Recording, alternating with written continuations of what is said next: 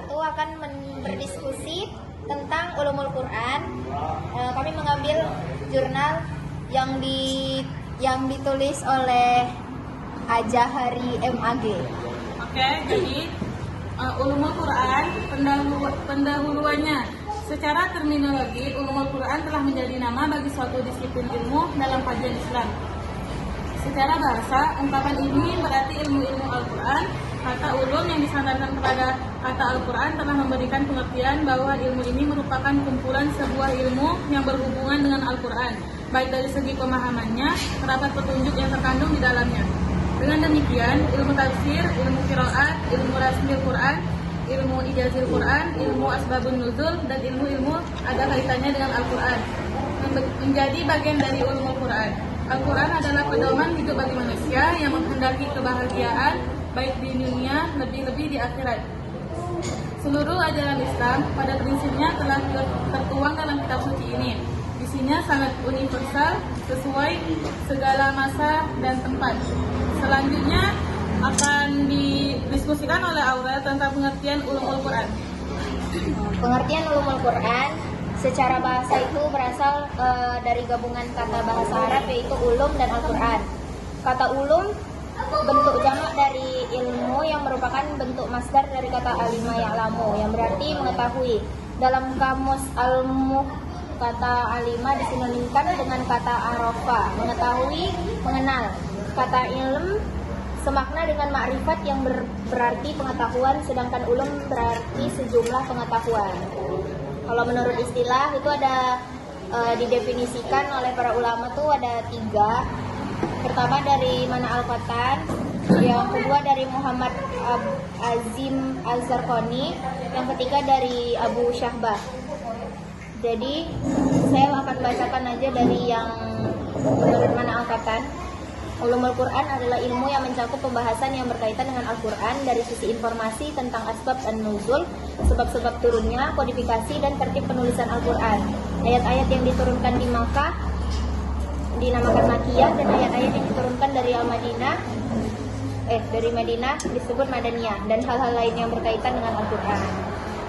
Dan selanjutnya macam-macam ulumul Quran. Macam-macam ulumul Quran. Abu Jalal membagi ulumul Quran menjadi 2 macam. Satu, ilmu yang membahas aspek tertentu Al-Quran seperti tafsir, qiraat, dan lain. 2, ulumul Quran menjawab, ilmu yang membahas Al-Quran secara komprehensif, meliputi seluruhnya, kumpulannya, penafsirannya, dan lain-lain. Jadi ulumul Quran didoktrin membahas aspek tertentu, sedangkan ulumul Quran menjawab membahas Al-Quran secara keseluruhan. Selanjutnya, ruang lingkup dan cabang-cabang ulumul Quran. Siapa? Ruang lingkup, Bang, kami benar Matikan dulu Bang. Sabar ya. apa? Nanya kita ada siap dulu.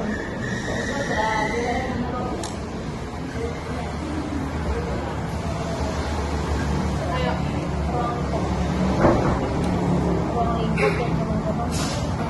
Ruang lingkup dan Cabang-cabang ulumul Quran.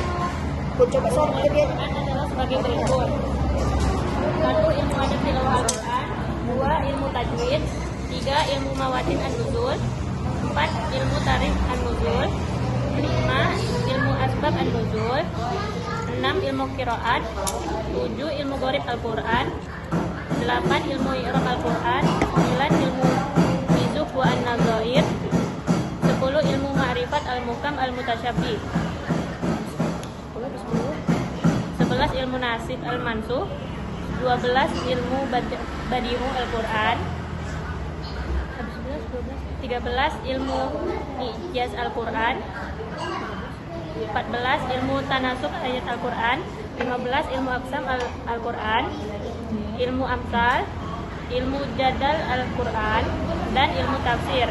Dalam kamus dikatakan bahwa makna al-fasr adalah menjelaskan dan membuka sesuatu yang tertutup. Maka jelaslah bahwa kata tafsir digunakan dalam bahasa Arab dengan arti membuka secara indrawi dan maknawi.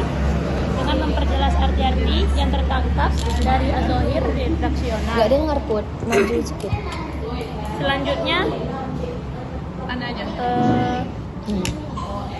selanjutnya Kan nggak apa-apa kan dia. Selanjutnya akan dilanjutkan oleh Cika.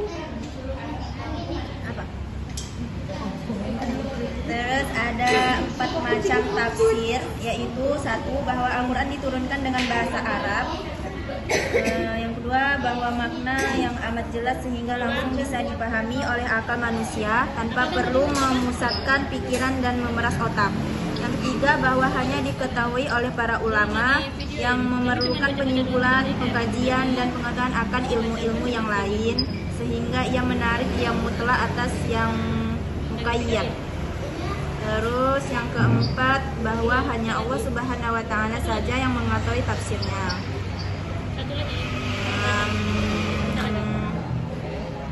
Terus menurut Hasbi As-Siddiqi, pembahasan ulumul Quran bermuara pada satu pembahasan yang berhubungan dengan nuzul. Ada yang bilang Yang kedua, pembahasan yang berhubungan dengan sanad. kami bagi tuh Yang ketiga, pembahasan yang berhubungan dengan bagian ada al-qiraah. kami baca tapi Yang keempat, berhubungan dengan lafal Al-Quran gharib, ya Arab.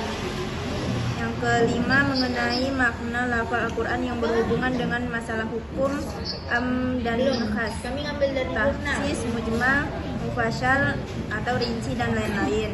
Yang keenam, pembahasan tentang makna Al-Quran yang berhubungan dengan pengertian lafal seperti fasal atau pemisahan, was atau persambungan, qasar, itnab atau panjang, musawa, sama, dan lain-lain. Udah. Nah, Sabar. Sampai kami semula. Sabar. Aku bilang gini ya semua. oke dah. Sekian diskusi dari kami. Mohon maaf bila ada salah. Tapi ini kami cuma baca. Tapi kami akan perdalam lagi. Maaf.